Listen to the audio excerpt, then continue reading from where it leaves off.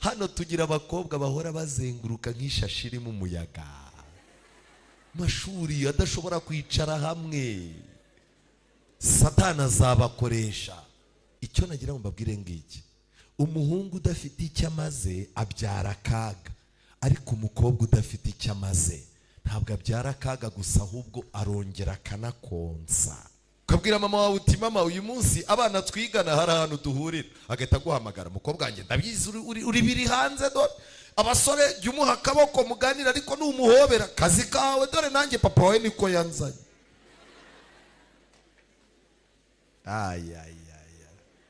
Ni ukuvuga ngo wowe uri umuntu utarigeze wubaka ubuzima ku buryo buri ntambwe yose. Mama waraguha amafaranga ati genda ku isoko uzana umuceri, yarangiza ati yabike mu mufuka ndeba, utagaruka umbwira ngo bayibye. No kurinda ibihumbi 5 by'iwanyu, uri umukobwa wiga muri segonderi ntabyo ushoboye. Niba hari abantu basabwa kugira amagara mazima, ni mwebwe mwabajene mwe. Nababwiye ikintu gikomeye, n'ubu nongere ngisubiremo. Imana irashaka ko ku munsi w'urubanza uzahagarara imbere yayo nta nenge nta n'umunkanyari, umubiri wawe warawufashe nk'uko urusengero rugomba kuba rwarafashwe. Imana ishaka ko ku munsi wawe wo kujya kuba umugabo cyangwa kujya kuba umugore, uzajya gushaka utari igisenzegeri. Niyo mpamvu ibindi byaha byose bikorerwa inyuma, ariko icyaha cy'ubusambanyi gikorerwa imbere mu mubiri. Icyaha cy'ubusambanyi nicyo cyaha ukora, wabyara umwana, amaraso yawe amaraso ye bigahuzwa na ADN, ugasanga Bibiliya ibivuga neza, umuntu unywa inzoga n'itabi n'umuntu w'umusambanyi baraga abana babo mu maraso iyo mico yabo. Kwiringira TV, ubutumwa bwiza kuri benshi, gukizwa kwa benshi. Matayo 24 umurongo wa 14. Gisho cyiza nifuza ko twakagombye kukiga buri muntu wese afite ikaramu. Cyokoze udafite ikaramu n'urupapuro agerageze, kuko tugiye kwiga ubuzima.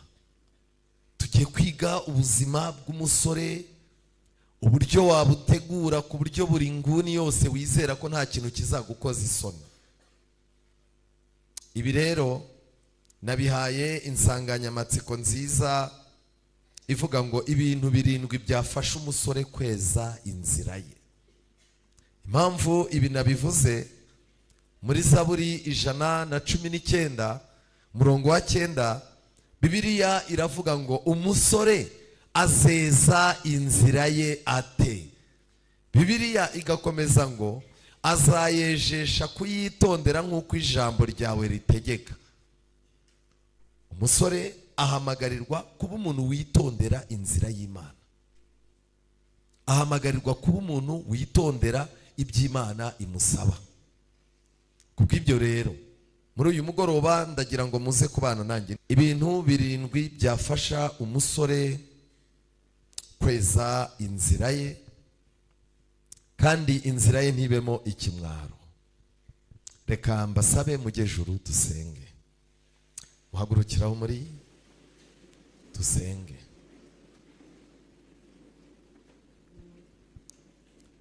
Uwiteka Mana nziza, izina ryawe rihabwa icyubahiro.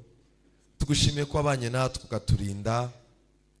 Mu myaka yacu y'ubuto twagize ubujiji bwinshi, ariko uko tugenda dukura turushaho kwisobanukirwa no kugusobanukirwa.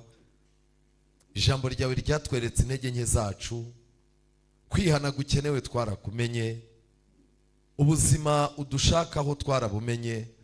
Twanamenye kandi yuko wavuze ngo sinsaba yuko bakura mu isi ahubwo barinda umubi. Turi ku ntambara ikomeye y'ubuzima busanzwe tubayemo, turi muri si dufashe igihe mu ntambara, ngwino dufashe kuyirwana. Abana bawe b'abakobwa n'abahungu mpagaze imbere, Mwuka wera amanukire muri bo, kugira ngo ijambo ryawe tugiye kwiga muri uyu mugoroba rihinduke ikiraro bazambukiraho. Reka rihinduke urwego kugira ngo n'uwari waraguye mu mwobo yurire ave mu mwobo yaguyemo. Reka iri jambo riduhindukire iteme, reka riduhindukire inama, reka ryongere riduhindukire umwuka winjira mu buzima bwacu bwabaye nk'amagufa, twongere tuzuke tube bazima.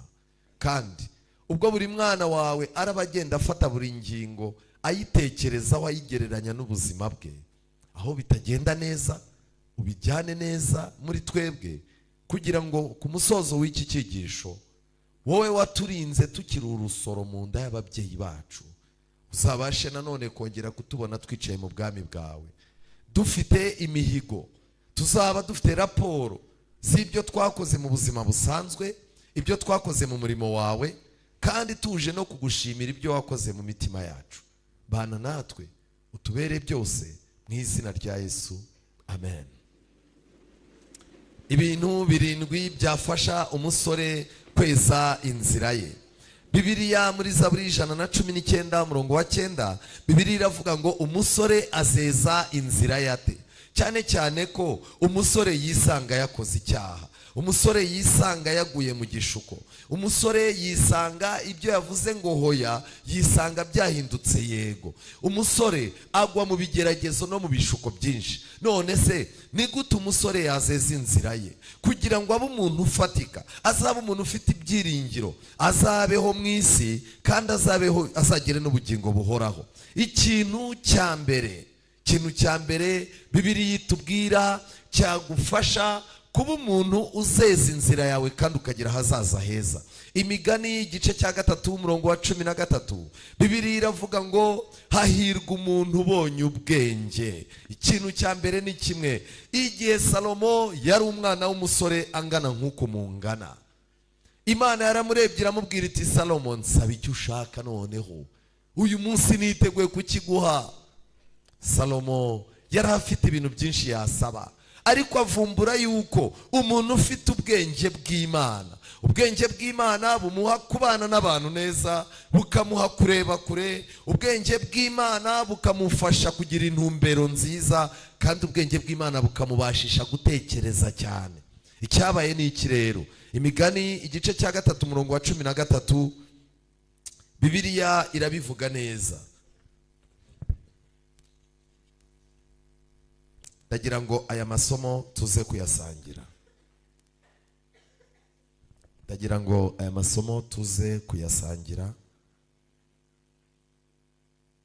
ko turaza gukora twihuta. Murakoze cyane. Nari ndimo kubabwira ko ikintu cya mbere ni ubwenge. Imigani 3:13, hahirwa umuntu ubonye ubwenge, n'umuntu wiyungura kujijuka, kubugenza biruta kugenza ifeza. Mu magambo make, umuntu ufite ubwenge, aho kugira ngo umuntu aguhe amafaranga menshi nta bwenge ugira, yaguha ubwenge, kuko ubwenge bwazagufasha gushaka amafaranga. Kubugenza rero biruta kugenza ifeza, kandi indamu yabwo iruta iy'izahabu nziza. Mu magambo make, umuntu ufite ubwenge, kugira ubwenge biruta gucukura amabuye y'agaciro, buruta amabuye ya marijani, kandi mu byo wakwifuza byose nta na kimwe cyabuca urugero. Mu kuboko kwabwo kw'iburyo ubwenge bufite kurama, no mu kuboko kw'ibumoso ubwenge bufite ubutunzi n'icyubahiro. Amen. Niba ubizi yuko ushaka kuzarama, ukagira urugo, hirya y'urugo ukagira abana bagukomokaho, hirya y'abana ukagira abuzukuru, ukazaba umukecuru ushima Imana, ushaje yaraje mu isi nk'umuntu uri kuri misiyo y'Imana, biragusaba ubwenge. Niba uri umuntu ushaka ubutunzi, ugashaka kuzakura, ntube umuntu usabiriza, ntube umuntu uremerera abantu, uhora ugora abantu, ugashaka uburyo imbaraga zawe uzazikoresha zikabyara ubutunzi, zikabyara amafaranga. Ukeneye ubwenge. Icya gatatu kandi, niba ushaka icyubahiro kitari cya kindi cy'igitinyiro cy'ababosi biyitirira, ukaba ushaka ibi bintu bitatu mu buryo bwihuse, shaka ubwenge bw'Imana, bwa bundi Salomo yasabye Imana. Uyu munsi wa none imbere yawe hari ikizami cya leta uzakora, ukeneye ubwenge, ariko ubwenge bwawe bwo mu ishuri bugabanyuka kubera ko udafite ubwenge bwo kumenya abo ubana nabo n'abo utabana nabo, kumenya uko utwara abantu n'uko utabatwara, kumenya ibyo uha agaciro n'ibyo udaha agaciro. Ukeneye ubwenge mu nzira zawe zose. iki ni ikintu cya mbere, ubwenge. Niba ushaka uri umusore ukaba ushaka kweza inzira yawe, kera wasaza ntuzicare ngo wicuze uri umusore ko nta kintu wagezeho. Shaka ubwenge bw'Imana. Umuntu iyo yihannye agafata umwanzuro ko umuntu w'Imana akabyarwa ubwa kabiri, Imana imuha ubwenge, kuko kubaha Uwiteka nibwo bwenge, kuva mu byaha niko kugira gute? Kujijuka. Ikintu cya kabiri, ugomba guhorana ingamba zo kwagura imbago. Wavutse iwanyu bafite inzu y'icyumba na salo, iwanyu bababyaye muri abana 6, barumuna bawe kwiga, ababyeyi bawe barashaje, kurya iwanyu umuntu ngo yijute bisigaye ari ikibazo, kugira ngo wambare umwenda bigusaba ko ushaka umunyeshuri mwigana cyangwa undi mwana muturanye muri quartier, umwe akagutiza inkweto undi akagutiza ijipo, ubuzima bw'imbere urimo urabureba ukabubura. Ukwiye gupfukama ugasenga isengesho rikomeye. Isengesho uzasenga ni irihe rero? Mu gitabo cya mbere cy'ibyo ku ngoma igice cya 4 umurongo wa 9, Bibiliya itubwira umuntu witwaga Yabesi. Yavukiye muri famiye igoye, avukira mu muryango ufite ibibazo. Kera kabaye arangije papa warapfa. Amaze gupfa abavandimwe ba Yabesi baramwanga, bamushyira ku ruhande, abantu bose baramwanga, kugeza igihe habaye n'inama. Yabesi ajya kurega yuko atitaweho, abashinzwe umudugudu nabo barangije babona ko nta kintu amaze. Ariko Yabesi izina yaryiswe kubera yuko yari abizi yuko ababyeyi be bamubyaye, nyina yamubyaranye agahinda. Yabesi yarushaga bene se icyubahiro, kandi nyina yamwise Yabesi kuko yavuze ati namubyaranye agahinda. Yabesi abonye ubuzima avukiyemo ashaka uburyo ubuzima yazabuhindura. Ntabwo yabonye ko yakomeza kuzarinda asaza areba ubuzima bumeze nk'ubwo areba iwabo. Ni igiki wowe witegereza ukabona iwanyu ntikikunejeje, ku buryo Imana iguhaye umugisha icyo kintu wagikura mu nzira? Ufite izihe ngamba? Yabesi arapfukama, amaze gupfukama atakambira Imana ya Isiraheli ati icyama ukama umugisha rwose. Amen. Yabesi yarabizi ko ibintu byose wakora udafite umugisha w'Imana nta kintu uzageraho. Ujya upfukama ugasaba Imana umugisha, umugisha uzagufasha guhindura ibyananiranye iwanyu kubera wowe bikazakunda. Nawe wifuza kuzashaka umugore uzaza muhora mushwana, ukabyara abana bakunanira, ubuzima bukanga nk'ibyo ujya ubona iwanyu? Niba rero ushaka impinduka, ukaba udashaka ko ibintu wabonye iwanyu uzabibona mu rugo rwawe, tangira upfukame usenga Imana. Icyambere uyisaba umugisha. Yasabye Imana umugisha, kandi Imana iyo ihaye umuntu umugisha nta mubabaro yongeraho. Icya kabiri yasabye Imana, yitegereje 8 yari afite, yasabye Imana kwimwagura. Yasabye Imana arayibwira ngo icyamukagura imbago yanjye.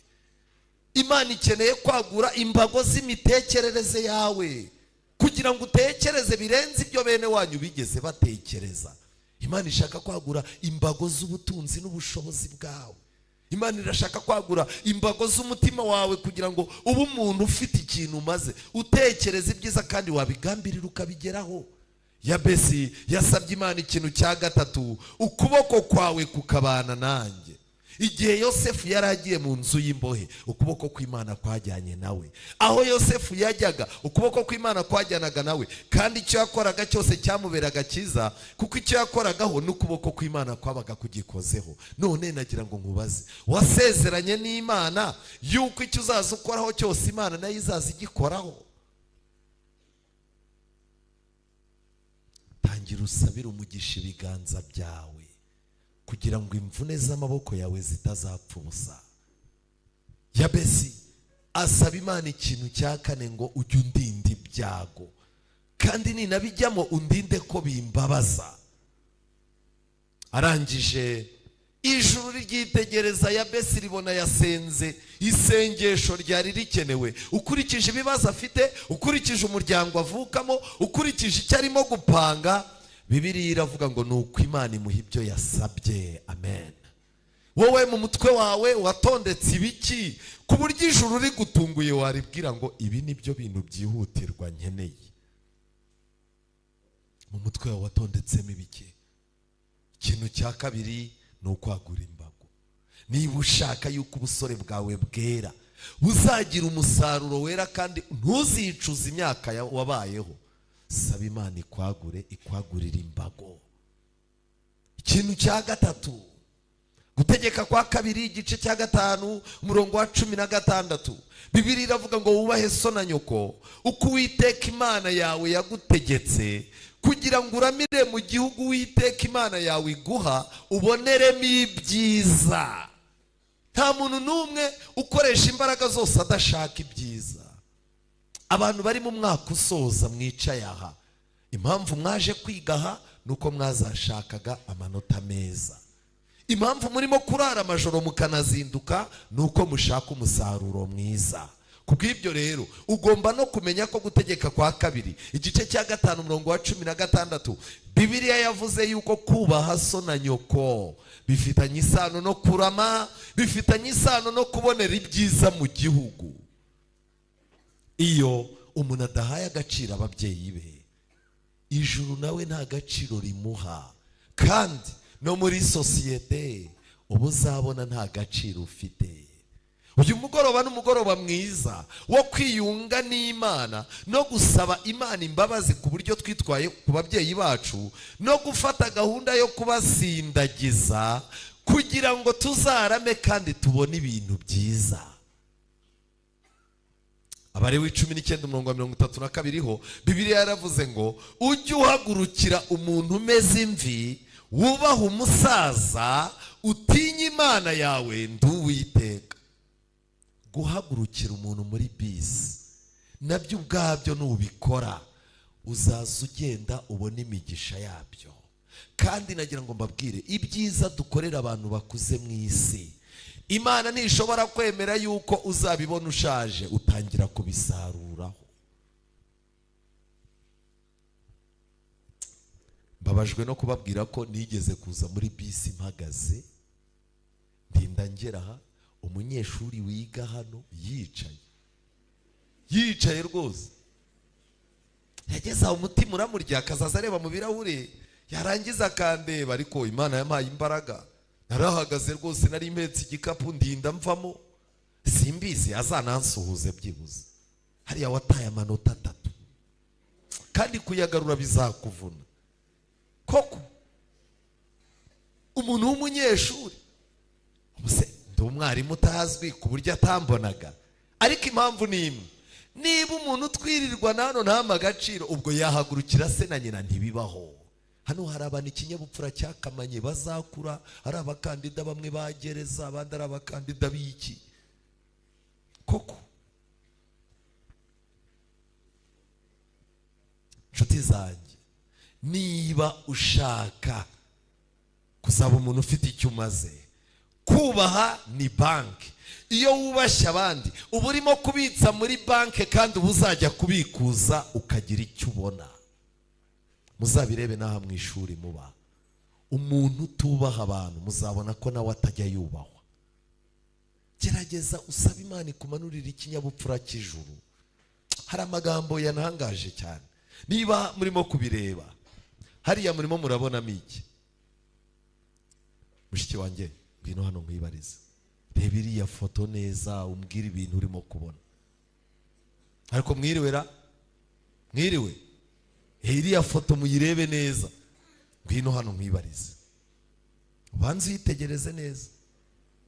Yego, iriya foto yo hirya urimo urabonamo iki? Umumama utwite. Niwe wabonye gusa? Oya. Wabonye iki kindi? Ubwonko bw'umwana.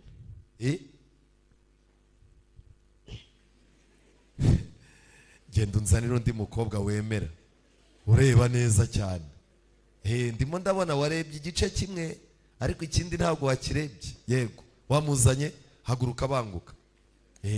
Banguka hano, banguka, iminota yanjye gira bwangu, iminota yanjye irimo irihuta. Aha, yego, hari urimo urabona iki? Umugabo. Urimo urabona umugabo? Hari umugabo we mu mutwe harimo umwana. none biriya bintu urabona bisobanura iki? Nyine ko umugore watwite umugabo ari gutekereza umwana uri mu nda. Aha, mumumera amashyi menshi cyane. Uyu mukobwa ejo uzandebe nguhe impano y'igitabo.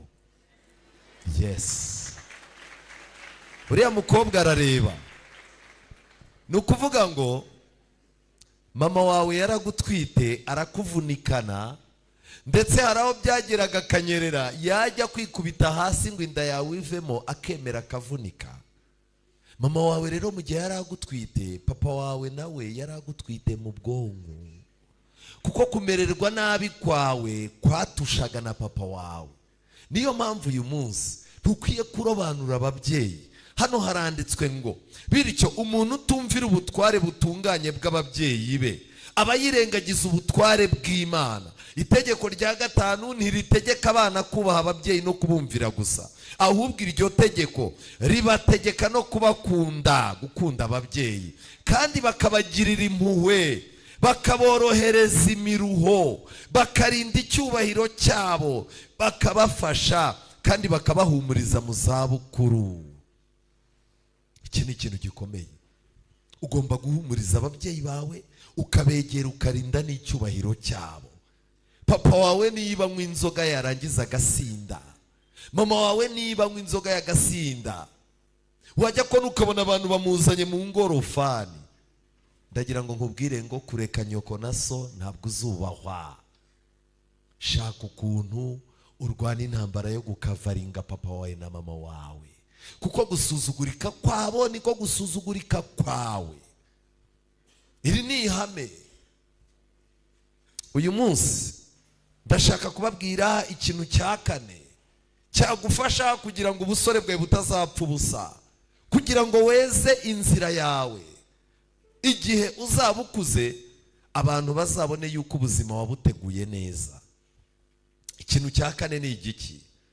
Ni amagambo akomeye. Ndagira ngo nongere mpamagare, hagira umukobwa mpamagara uzi kureba, ufite amaso areba neza. Ariko hano nta mukobwa waza ngo mwibarizira, mwese mwirebera hasi. Kandi ubu ndamutse mpagurukije uri bubyine baza. Yego, mushiki wanjye ngwino nkwiyerekere. Ahise areba, oye wowe ureba hasi. Yego, yes ngwino wowe. Banguka. Hariya hari ifoto rwose, banguka.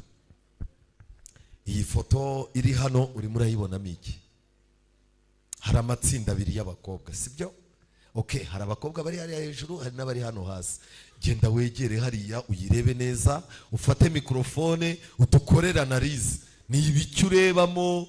Ese abakobwa bari hasi barimo baraganira ibiki? Ugerageze ureme nk'inkuru bariho nyine barimo kuganira.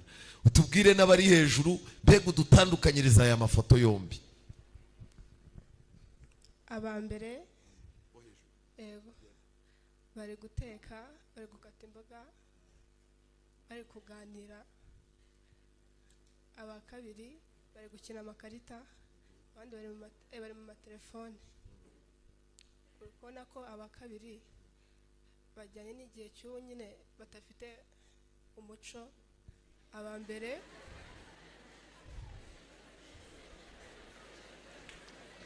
urabona ko ari ba mutima b'urugo. Amashyi menshi cyane. Ubwo abaye uwa kabiri. Ariko uyu munsi turi kumwe na prefete de discipline. Naza tubwira analize akoze muri iriya foto. We yambaye n'amarinete arabireba neza. Udukorera analize iriya foto. Hano aya matsinda 2 y'abakobwa hano turayagira. Hano tugira abakobwa b'umutima n'abaryoshye. Ko rero wadufasha ukatubwira uti ni iki ngewe ndimo kubonamo. Yego. Kuri iriya foto ibanza genda bonaho abakobwa 2 bari gutegura ibyo bateka n'ibyo. Hakaba hari abandi 2 ku ruhande. Ya 3, umwe ari ubegereye ari kubareba, ntabafasha, arihagarariye. Hakaba undi uri muri telefone nawe wireberamo ibye, n'undi uri hirya udafite icyo yitayeho. ndeba bariya babiri bafite umumaro bagiye guteka ariko bariya ari indorerezi gusa badafite icyo barimo bakora batamufasha bari aho gusa. Ifoto yo hasi yo ndabona bose bari kureba mu matelefone, abandi baraseka ibyo barebamo mu by'ukuri. Ni abakobwa badafite umurongo, badafite icyo bamaze, biraho njye nuko ndi kubibona.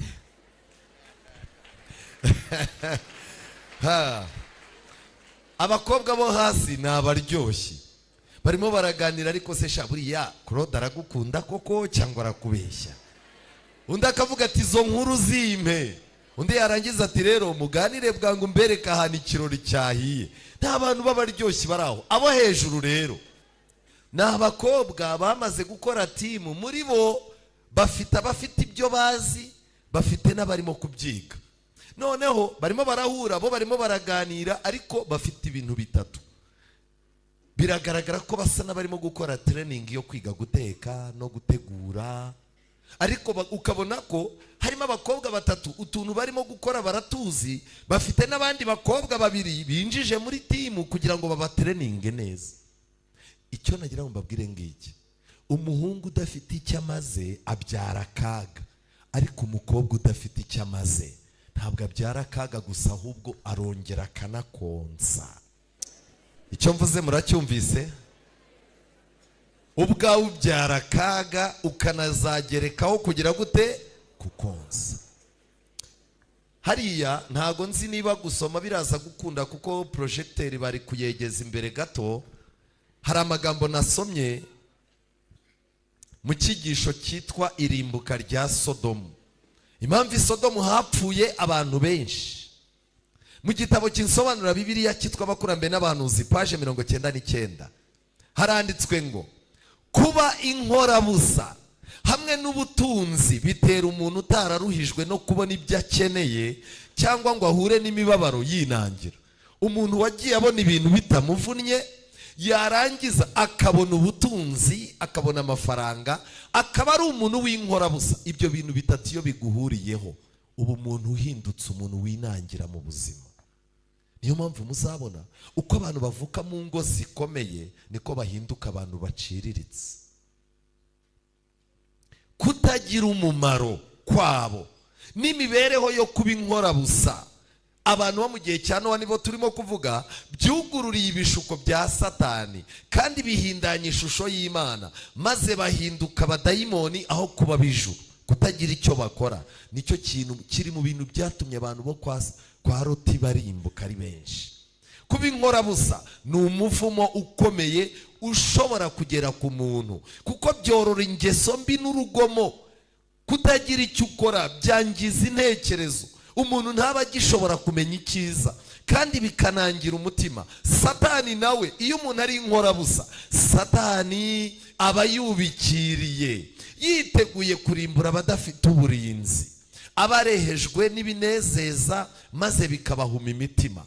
Nta gihe Satani arushaho gusohoza imigambi ye nk'igihe asanze abantu bakora ubusa. Niyo mpamvu ugomba kuba bize, ugomba gushaka ibintu ukora. Fata umwanya ufure, niba gufura birangije kore etide, niba etide irangiye fata umwanya uganire n'umuntu ibintu bifatika, niba ibyo ngibyo birangiye icara umwanya, fata umwanya uryame uruhuke, kuko nabyo birakenewe. Ariko ntukabure umuntu w'inkorabusa wirirwa azenguruka katakata gusa. Umukobwa akambara agakatakata, ahobera umusore iminota 5, ahita abona undi nawe amuhobera, nawe nari nakubuze, agakatakata agakubitana n'undi, sha umva ngo ufitiye inkuru. Bakajya mu nkuru we, yarangiza akava mu nkuru akavuga ati ariko ibintu bambwiye ko kanaka ataje kwiga nibyo koko. Akazenguruka ubwo abaye prefet de discipline cyangwa des études, akazenguruka agiye kureba ko umunyeshuri yize cyangwa atagize gute. Hano tugira abakobwa bahora bazenguruka nk'ishashi iri mu muyaga, mashuri adashobora kwicara hamwe. Satani azabakoresha. Niwanyu muri vakanse ujye ushaka ikintu ukora, jya ufata umwanya ujye kureba aho papa wawe na mama wawe bakura ubushobozi bakwishyurira. Satani iyo udafite icyo ukora aragigushakira. Kubw'ibyo rero ni iki kizatuma inzira yawe yera? Iwanyu shaka icyo ukora, ku ishuri shaka icyo ukora, mu nzu y'Imana shaka icyo ukora. Mu buzima bwawe nukoresha igihe cyawe neza ntabwo uzicuza. Ndasaba Imana ngo abantu muzabatizwe ejo Imana ibigishe gukoresha igihe neza. Nshuti zanjye, si ibyo gusa, uyu munsi wa none abantu bari mu buzima bw'uburetwa. Social media, iterambere iki byaratuboshye ku buryo hari umuntu ureba ukabona gutekereza ko ku giti cye mu minsi iri imbere umuntu azaza yicara abaze AI ngo ni gute nakwambara isogisi ntarifuze ko numva naniwe. AI mubwire ngo rice ku mano uryambare. Kubera iki? Kuvunika no gukora byaranze, abantu barashaka ikintu cyaborohereza. Ni ikibazo. Nubona nta kintu urimo gukora, jya umenya ko Satani ari hafi yawe. Nshuti zanjye, ntabwo nabura kukubwira iri somo ryo mu Migani 20 umurongo wa 29. Bibiliya iravuga ngo ubwiza bw'abasore ni imbaraga zabo, kandi ubwiza bw'abasaza ni uruyenzi rw'imvi. Ubwiza bw'abasaza ni imvi. Umusaza iyo azanye imvi yubahirwa experience y'imyaka yaciye mu buzima. Umwubahira yuko hari ibintu yabonye utarabona, hari ibyo yaguyemo yakubuza nawe ntuzagwemo. Ariko ubwiza bw'umusore ni imbaraga. None urimo urateretwa n'umuntu n'ipantaro kuyizamura byamunaniye, azakuzamuza iki se? Ipantaro iri hariya yaguye, nabanza azamura ipantaro, azamura imyumvire, azamura imirire, uba ubona ameze nk'umuntu wishwe na bwaki, noneho narangiza akubwire ko azakuzamura. Ubwiza bw'umuntu ni imbaraga. Ufite izihe mbaraga? Wabona hari umukobwa uri hano urimo kuvuga ngo bambwiye ko mfite imbaraga z'amashusho, igifu kirayasya? Ufite izihe mbaraga? Ndagira ngo nkumenere ibanga. Kuva mu Rwanda ujya muri Amerika ujya mu Burayi, uzabibona ko buri gihe ntabwo umunwa uzaza ugucira inzira, imbaraga zawe Imana ihaye umugisha nizo zizagucira inzira. Ikintu cya gatanu kizagufasha kweza inzira yawe.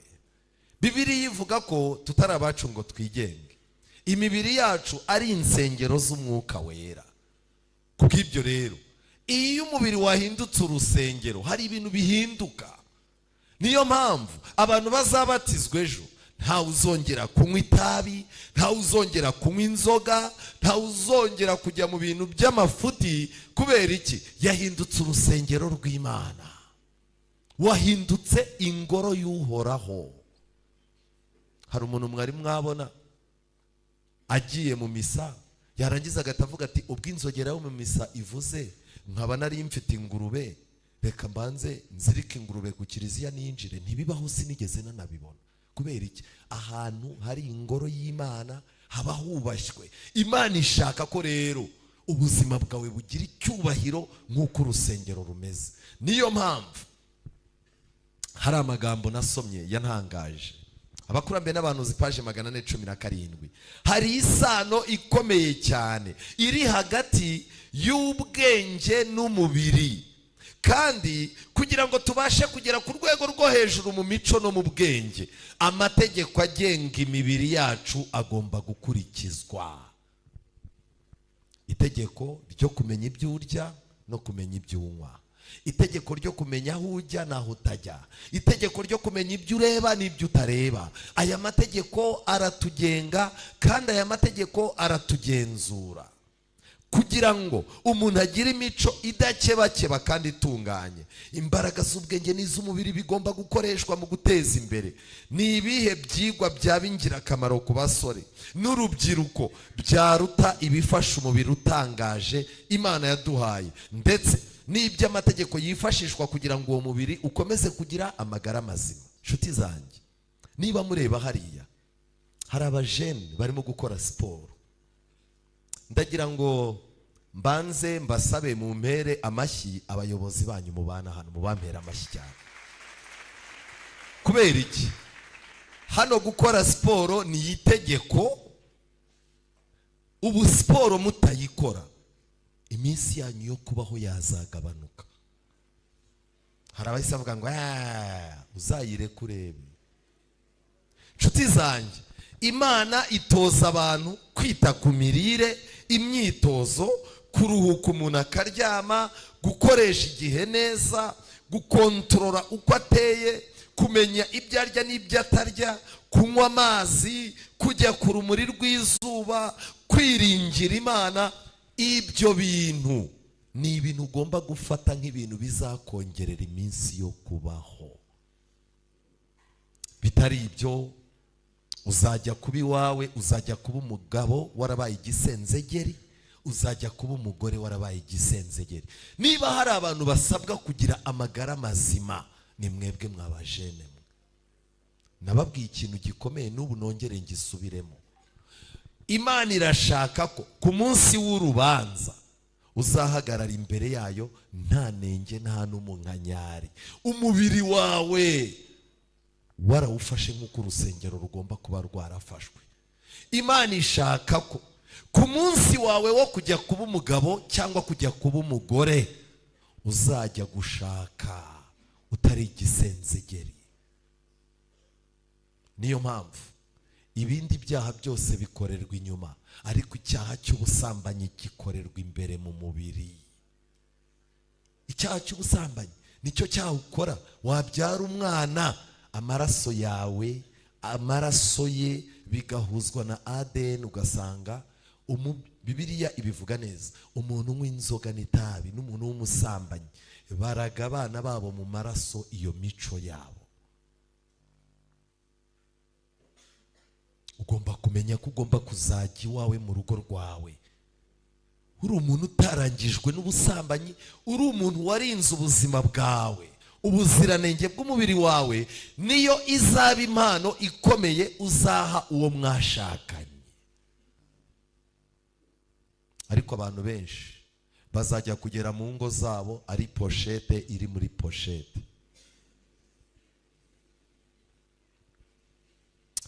Reka twihute, iminota yacu yanashize. Ikintu cya gatandatu, ushaka kweza inzira yawe wa musore we, kwitoza ubuzima bwo hanze.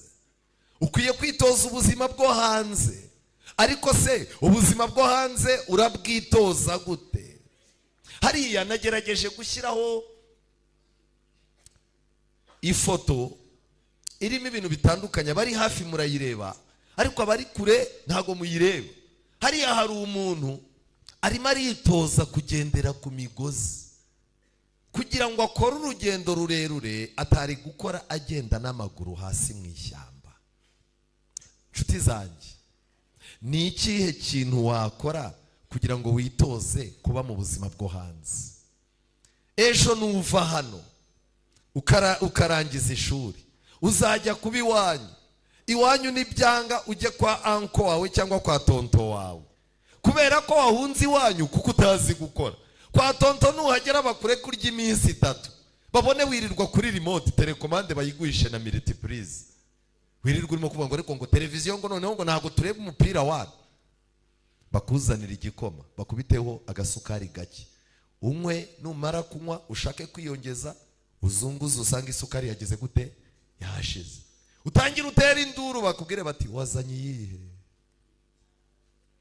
Impamvu ni imwe, ugomba kwitoza kuba mu buzima ku buryo ugomba kwitoza kuba hanze, ku buryo uyu munsi papa wawe na mama wawe babonye umugisha bakabona umuntu uzakurihira hanze, ushobora kugenda ukazibeshaho kandi bagatuza ku mutima.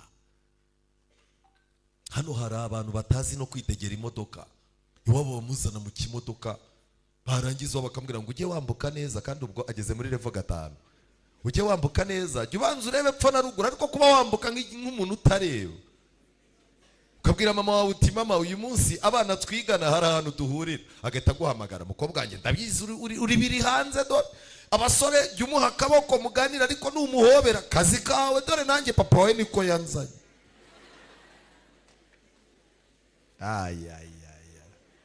Ni ukuvuga ngo wowe uri umuntu utarigeze wubaka ubuzima ku buryo buri ntambwe yose. Mama waraguha amafaranga ati genda ku isoko uzana umuceri, yarangiza ati yabike mu mufuka ndeba, utagaruka umbwira ngo bayibye. No kurinda 5,000 by'iwanyu, uri umukobwa wiga muri segonderi ntabyo ushoboye.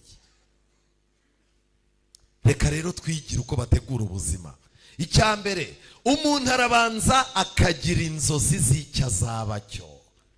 Ariko niba mureba inzozi nakagize gatoya, kuko hari abantu benshi bagira inzozi nziza ariko ntibazagire gute, ntibazazigereho.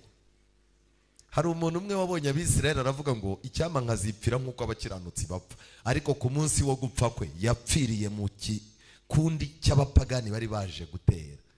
Ubu abantu bari hano bose usanga umuntu arimo kuvuga ngewe nzaba umuyobozi, nzaba ministry, nzaba president, nzaba iki.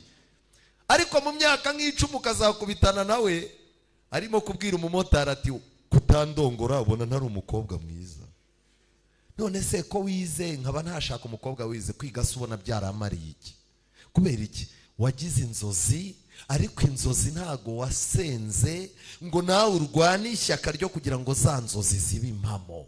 Ubu abantu benshi muri aha mufite inzozi, izo nzozi nizitagira ikindi kintu kizikurikira, muzarinda musaza ari ibintu by'ukurota gusa. Sanga abakobwa mo baraganira, shakira gihungu cyangwa nuza sha gifite urutwe rubi gusa, ariko akamubwira jewe rero niyo mpamvu mba nkubwira ko nge nzarongorwa n'umuzungu. Urabona nkanjye umukobwa ukeye nk'uyu ufite taye nziza nashakwa n'umunyarwanda. Nge buriya rero naha muri iri shuri nshakamo umuntu nkamubura, ni imbwa se wigana n'imbwa? Shaka uzabana n'umuzungu. Umuntu ashobora kuzakubitana nawe umuntu akugurira icyayi mu biryogo. Ufite inzozi, zo ni inzozi. Umuntu wese umukobwa muto uramuhamagara ukamaze uti ufite izihe nzozi? Kuzaba umuntu ukomeye tu, umuntu ukomeye tu. Wajya haryama ugasanga saa 2 hari umukobwa nzi wiga hano, kubera ubunebwe bahora bamukingirana aho abakobwa barara. Buri gihe rwose ni ibintu yamenyere, ariko ubwo nawe ntafite inzozi. Harazifite, uramaze tuzabigenza ute? Nugukora cyane teacher, nugukora cyane. Rero niyo mpamvu inzozi nazigize akantu gatoya, kuko ntago ubuzima bwubakira ku nzozi, hari ibindi bigomba gukurikira. Hari umuntu uherutse kwandika kuri WhatsApp aravuga ati ngewe ndi mutoya napangaga kuzaba umupilote, ariko mu by'ukuri nubwo ngubwo yaratwaye ingorofani. Ni umupilote pe, yakabije iki? Nyuma yo kugira inzozi hakurikira wiki, kumva ko ibintu bikureba ukitoza kwikorera inshingano. Ugomba gutangira kugira responsibility, kumva ibintu byose bikureba. Mama wawe yaba adahari ukumva barumuna bawe barakureba.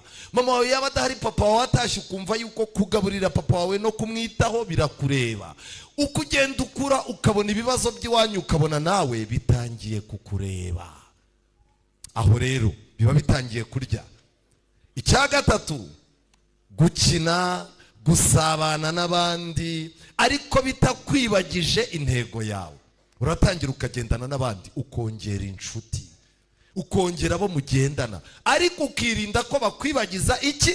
Intumbero yawe. Urashaka kuzajya kwiga hanze, urapanga kubona buruse, uri inshuti n'umuntu ubu wa nyuma wiga rimwe mu cyumweru, mu kwezi bamutuma mama we inshuro 2, inzozi uzazikabya. Gerageza ushaka abantu bazagufasha kurasa ku ntego zawe. Icya gatatu noneho ari nacyo kirekire gusumba ibindi, kugira ikinyabupfura, umuco no kwifata. Niba mubireba nicyo kirekire kuruta ibindi byose, kiraruta inzozi. Kubera iki? Umuntu ufite ikinyabupfura n'umuco no kwifata ahinduka icyo atigeze arota kuba cyo. iwanyu bashobora kukureba akakubwira bati wirirwa utambitse ibirenge hano, wowe nta na y'umuyenzi uziha. Ariko Imana yarangiza kubera ikinyabupfura, umuco no kwifata, umuntu ukagenda ukamukorera akazi gaciriritse, yarangiza agahita avuga ati wa mwana we, biriya bintu byose byanjye babigushinge, nabonye uri umwana usobanutse. Ikinyabupfura gishobora kugucira inzira. Reka mbabwire amagambo akomeye nasomye muri iki gitabo. Hari abantu benshi bavuga ngo iwabo bavutse nta gishoro gihari, akavuga ati n'iwacu nta n'umunani bazampa. Paje 414 hano kuri iki gitabo cyitwa ubutumwa ku basore haranditswe ngo imico myiza ni igishoro kirusha izahabu n'ifeza agaciro, ni igishoro kidakurikirwa no guhagarika umutima cyangwa guhomba. Kandi muri wa munsi ubwo ubutunzi bwo ku isi buzatikira, iki gishoro cyo kizahesha inyungu nyinshi. Ubupfura, gushikama no kwihangana ni imico abantu bose bakwiriye gushaka gukuza muri bo. Amagambo nsomye murayumvise. Kugira umuco ni igishoro. Nubona uzi kubana n'abantu, ukaba wubaha abantu, ukaba ufite ikinyabupfura, reka nkubwire, no muri Amerika wahaba, no mu ijuru uzahaba, nkanswe hano i Kigali. Ikinyabupfura Imana yavuze ko umuntu uzavuka akavuka iwabo nta gishoro gihari, bakaba bafite akazu kamwe barababyari 7 nta kintu aheraho, ntiyiga amashuri menshi ngo aminuze, ntagire ibintu bidasanzwe agira, akigirira umuco wonyine. Imana yapanze ko binyuze mu muco uwo muntu atazahomba. Simbarangiye igishoro, uzagikoresha azabibona. Iki gishoro nanjye naragikoresheje. Nyuma y'ibyo rero, gufasha abandi mu buzima, utangira gufasha abandi. Nk'ubu hano ku ishuri hari abantu baba ari ibisambo, umuntu bakaza bakamusura bakikiye envelope usikarinda irangira atanakwegereye, warangiza wajya kubona ukabona arazungereye yikubise hasi, bakakubwira ngo tera urujyana. Urajyana iki?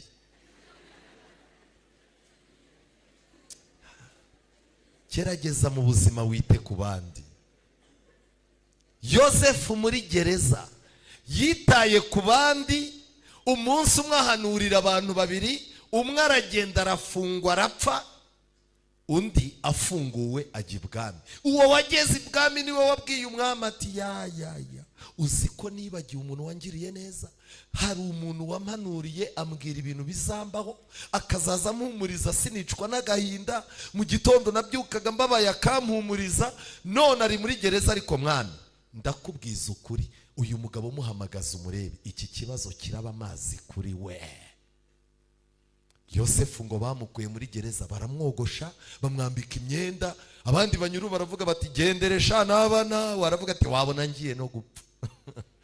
Ageze yasanga bamusobanuye, aha hari umuntu uzarurira ibiryo ku isahani, yarembye ubimushyira haryamye, ku munsi yarembye umufate umujyana aho mwogera, umwoze, inkweto ze zicike, umutizi zawe. Rimwe na rimwe ubwira iwanyu uti mumpa amacupa 2 y'amavuta, bakubwira batari ko kusigaye upfusha ubusa, babwira uti ngiye ni mumpa amavuta gusa, umuha icupa nawe ake. Hari umunsi uzaba uri hano i Kigali, ubone nimero iraguhamagaye, bita amakuru ko nakubuze, nyamara ndahari ndaha, uri mudukize. Byaranze kabisa, buriya nararangije ndangiza mfite amanota ya mbere, mbura ishuri, nyuma yaho burya ababyeyi banjye birukanywe ku kazi, ubuzima buranga, wakwereka uko nabaye, gusa ntago ndiheba. Yarangiza akakubwira ati se ufite pasiporo? Uti yego. Pasiporo warayibonye? Yego. Ejo nzakoherereza amafaranga, hano turi mu Bufaransa, aha turi muri Amerika, ngufitiye akazi, kuko wigeze kugira icyo ukora mu buzima bwanjye. Abantu batari ibisambo ni mwihamaye. Ikibazo ni iki? Ikibazo ni iki? Uretse ubusambo no kwikubira no kwigaragaza no guhindagura imyenda werekana ko iwanyu bakize, umaze iki hano? Ufasha abandi. umuntu wataye imbaraga afasha abandi baba bazazimutaho nawe. Icyanyuma rero turimo kwiga ikintu cyagufasha kuba mu buzima bwa hehe bwo hanze. Icyanyuma rero cyagufasha ni ukugira amatsiko noneho y'ubuzima bwo hanze. Ariko mbabazi, kugira amatsiko y'ubuzima bwo hanze murabona ari ikintu kinini? Ni akantu gatoya. Kuko kwihutira kujya kurara muri ghetto ntabwo ari byo bizatuma umenya ubwenge. Ahubwo kubera ko wabaye umuhungu ujagaraye n'umukobwa ujagaraye, ghetto izagushyira ku itara bose babireba. Nta kindi kintu ghetto. Ubundi ghetto iyo uyigiyemo, muranyumva neza, ituma ibyari byihishemo imbere bijya hagize gute? Hagaragara. Ugiye ku itara. Ndagira ngo mbabwire ngo uyu munsi mufite amatsiko y'ubuzima bwo hanze, mufite amatsiko y'uko abagabo babaho n'abagore, kandi muracyari abana bato, murimo muriyahuza ibifilime by'ubusambanyi, ngo muragira ngo mumenye uko muzaza ngo mukunda ngo abantu banyu ngo n'uburyo mwabaha za affection. Muri injiji. Iyo ubyinnye umuziki imbere yawo uba uri injiji. Wowe hariya aba DJ baracyarimo gutegura iyo bari bugire gute, iyo bari bushyiremo watangiye kubyina, ubwirwa n'iki niba ari zuke cyangwa ari rap cyangwa ari hip hop? Murimo murabyina mbere y'umuziki. Umuntu udafite icyo akuye muri iyi ngingo yitwa kwitoza ubuzima bwahe bwo hanze. Nimugera hanze muzaza mufata nimero ya Danieli, nimero ya animatrice, nimero ya prefet de discipline, umuhamagari. Hari umuhungu nigeze guteresha pompage hano, arangara tunanira, duhamagara umubyeyi we. Umubyeyi warangije avuga ati rero iki gihungu cyanjye gikeneye inkoni, ariko ngikubise sinagiraho ntaha. Umugabo twakoranaga arangije aravuga ati uyu mubyeyi tumuhe service, dufata icyo bita urusinga. Umutipe turamubwira tuti rero ukuntu ureshya ntago bingana n'umusaruro uzatanga. Ufite ibintu by'ububwa kandi bigaragara ko wavamo umuntu w'intwari. Kubw'ibyo rero dusanze waratubabaje, ariko n'ababyeyi bawe warabababaje. Ubu rero tugiye gukubita ingeso mbi kurimo wowe, ntago tugukubita. Muzi ikintu gisekeje? Nagiye kubwiriza ahantu, ndangije amateraniro mbona araje. Ndavuga se mutipe ya gahunda ya kera se aracyayikomeje? Aranyegera njyana ku ruhande ati tica nagira ngo tuganire. Bite se? Ni byiza. Arangije arambwira ati rero burya ndangije segonderi, ubuzima bwabaye danje, mvumbura ko imbaraga mwanshoragaho mwashakaga ko mba umuntu usobanutse.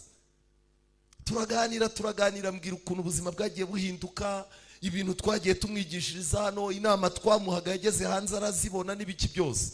Arangije arambwira ati rero naje nabonye ko ufite amateraniro hano, ariko narinje kukubwira ko ntakiri wa wundi, utazambona ukagira ngo ndacyatekwa kundi. Reka da, ubu ndi umugabo ufite umugore n'umwana. Ndavuga ni wow. Arangije arambwira ati kandi ubu njyewe mvuye muri misiyo ebyiri. Navuye muri misiyo muri Tunisia, mvuye no mu Bushinwa. Ndavuga ni wow, ariko ntarambwira icyo akora. Arangije arambwira ati kandi discipline wampaye yatumye mba umuntu usobanutse. Ahita ambwira ati njyewe nsigaye nkorera hano i Kigali. Kera kabaye mvumbura ko yabaye umusirikare unakomeye. Muranyumva neza? Ariko iyo mukubita nta kintu ngambiriye, nawe adafite viziyo yari kunyijundika. Ikizakubwira umunyeshuri udafite ikintu mu mutwe, uramuhana akakwijundika. Nta kibazo, nzagutega muretse tuzabona. Mu mutwe nta kintu kiba kirimo. Imana rero izabafashe kuba hanze. Levo 5 mugiye kugenda, Imana izabafashe kuba hanze, kandi kuba hanze ntibizatume muba hanze y'ijuru, kuko hanze hazaba imbwa n'iki, n'abakina none, n'abasambanyi, n'umuntu wese ukunda kubeshya akagira gute. Mwitoze kuba hanze, ariko ntibizababuze kuba mu ijuru. Dusoza, nimba mureba ubuzima dutakazamo imbaraga, ni buriya nyine hari ibintu umuntu akora akibwira ko arimo gukora neza, ariko arimo kwiyangiza. Uyu munsi turabakangurira kumvira Imana no kuyikorera, ariko ntago mubiha agaciro. intambwe ya karindwi izagufasha dusoza, kwishimira mu mbibi z'Imana. Kuba umuntu w'Imana bifite imbibi. Umuntu w'Imana ntabwo yambara uko ashatse, ntabwo arya uko ashatse, ntabwo anywa ibyo ashatse, ntajya mu birori bibonetse byose, ntabwo avuga amagambo abonetse yose, ntabwo agambirira ibintu bibonetse byose. Umuntu w'Imana rero afite imbibi. Ikintu cya karindwi kizagufasha kubaho mu buzima bwiza kandi ukazasoza neza ni ukwishimira kuba mu mbibi z'Imana. Zaburi 65 umurongo wa 5, Bibiliya iravuga ngo hahirwa umuntu utoranya ukamwiyegereza. Amen. Imana iyo igutoranyije ikakwiyegereza, uwo ni umugisha kugira ngo agume mu bikari byawe. Amen. Imana ifite ibikari. Buriya aba baririmbyi mubona bibera mu bikari by'Imana, abadiyakoni bibera, nanjye ubu nibera mu bikari by'Imana. Umuntu ukorera Imana, Imana iba yaramuhaye akazi ko mu bikari byayo. Hahirwa umuntu Imana ihamagara ikamutoranya nk'uko abazabatijwe ejo banezerewe, ikamwiyegereza kugira ngo agume mu bikari byayo. Tuzahazwa n'ibyiza byo mu nzu yawe, ibyiza byaheraho mu rusengero rwawe. Imana ifata umusore ikamukura ku bintu binezeza abasore b'abapagani, yarangiza ikamuzana ikamuha kunezezwa n'ibintu byo mu nzu yayo. Wabona umukobwa w'umupagani witeye ibirungo, aho kugira ngo wumve umurabutswe umukunze, ukumva umugiriye impuhwe, ukavuga uturiya muntu afite ibibazo byinshi. Ariko waba uri mu itorero ukitegereza mu baririmbyi, ukitegereza mu bizera baza, ugejeje mu myaka yo gukundana, umwuka agahuza nawe akavuga turiya mukobwa yavamo umukobwa mwiza, ukazaza umwegera ugatangira uti iyi ni Bibiliya, kandi uyireba ari Bibiliya. Ugatangira ukaza ukamwicara iruhande intebe zaba zashize, abadiyakoni ukababwira uti hariya hantu niho nicara nkafashwa. Ariko icyo nagira mbabwire ngiki, mu nzu y'Imana niho muzashakira. Nubona ushatse umuntu wo hanze y'inzu y'Imana, uzamenye ko uzabwahagirana. Nubona ubuzima bwawe, inshuti zawe, ukubayeho, ibikunezeza ari ibintu bitari byo mu nzu y'Imana, uzamenye ko ubusore bwawe uzaba imburamukoro. Ndasoza nsaba Imana ngo ibahindurire ubuzima muri uyu mugoroba. Ndasoza nsaba Imana ngo abadafite icyo bapfumbase, Imana ibapfumbatishe. Abadafite icyo bafite mu mutima, Imana ibaha ubwenge no gutekereza. Kandi imyaka twabaye hano muri apade, mureke izaba imyaka imwe mu myaka izatuma iyo twapfushije ubusa twongera kuyigaruza. Mfite indirimbo hano tugiye kumva dusoza, kuko turimo turasoza amateraniro yacu. Ni indirimbo nashatse kubatura. Uko biri kose, gerageza witekerezeho uko waje ku isi, aho ibintu bigeze. Urebe n'iminsi isigaye, urebe ukuntu isi irimo kugenda ihindagurika iba mbi. Noneho nurangiza wibaza, ese ni ikihe kintu cyihutirwa muri ibi bintu birindwi iri joro ngomba guhita nshyira mu bikorwa? Hari ushobora guhita atangira gusenga agasaba Imana kumwagura no kumwagurira imbago. Hari uzita asaba gusaba Imana kumuha kumvira ababyeyi. Hari ufata umwanzuro wo kwinjira mu itorero ry'Imana kugira ngo arindirwe muri ryo. Wowe urafata uwe mwanzuro?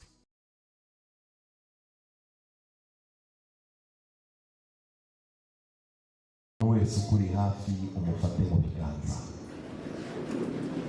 dufatane mu biganza. Gerageza wegere mugenzi wawe umufate mu biganza. Reka dusenge. Uwiteka Mana nziza, izina ryawe rihabwe icyubahiro. Uyu mugoroba utubere umugoroba udasanzwe. Ijambo ryawe rirabaza ngo umusore azeza inzira yateye. Impamvu icyo kibazo cyaje ni uko abasore umwanya munini bawumarira mu gupfusha igihe cyabo gusa.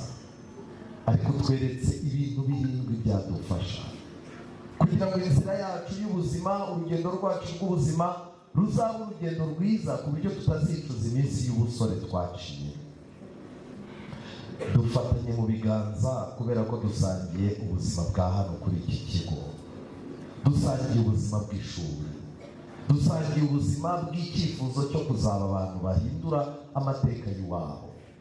Dusangiye ubuzima bwo kugira icyo dukora kugira ngo tuzabe imbarutso nziza zo gufasha leta yacu kugera ku byo yifuza kugeraho. Turifuza kwaguka, turifuza ko imitima yacu yaguka, impuhwe zacu zikaguka, ubwenge bwacu bukaguka, ubushobozi bwo gukora bwacu bukaguka, n'umugisha wawe ukaguka kuri twebwe. Ngwino twagurire imbago. Ubwo turi hano nta wuzi ubuzima bwe bw'ejo, uduhe gusenyera umugozi umwe, kuko bishoboka ko uri ahangaha narangarana ari uzanyambutsa ku iteme ry'ibigeragezo runaka. Uri Imana yacu idufite imigambi myiza. Twagiye tugira kugambirira ko icyo tuzavamo, ariko twararangaye dutegereje ibintu bizahanuka bikikubita hasi. Uduhe kwitoza kuba abantu biteguye guhangana n'impinduka z'ubuzima. Uduhe kugukunda, udutoranyirize kuba mu bikari byawe, uduhe umugisha, uduhe kugira ngo imbaraga waduhaye uzihe umugisha kugira ngo zijye ziducira inzira. Uhe umugisha ababyeyi bacu, uduhe umutima wo kubarinda kuko baduhetse mu nda bakadutekereza, natwe muri iki gihe bashaje ubashyire mu bitekerezo byacu, dukomeze tubazirikane. Uduhe ubwenge, kuko iyi si umukobwa udafite ubwenge ari mu bwahagirane, umuhungu udafite ubwenge ari buhure n'ikibazo, umuntu udafite ubwenge isi nta mahirwe iri bumuhe. Uduhe ubwenge bwawe. Uyu mugoroba uduhe umugisha. Dusabiye abitegura gusoza amashuri yabo uyu mwaka ngo batunganye, ubahe ibyangombwa byose, bazave hano nta gihombo bafite gushima kuzuye imitima yabo. Abayobozi b'iki kigo baha umugisha, kandi ababyeyi b'aba bana baha umugisha. Iri joro ritubere ijoro ridasanzwe. Urugendo rwacu kuva turi urusoro kugeza igihe tuzaba turiho ku munota w'isegonda ryacu rya nyuma, uzaduhe kuba twarabayeho ubuzima bukubahisha. Tubisabye twizeye mu izina rya Yesu, amen. Kwiringira TV, ubutumwa bwiza kuri benshi, gukizwa kwa benshi. Matayo 24:14.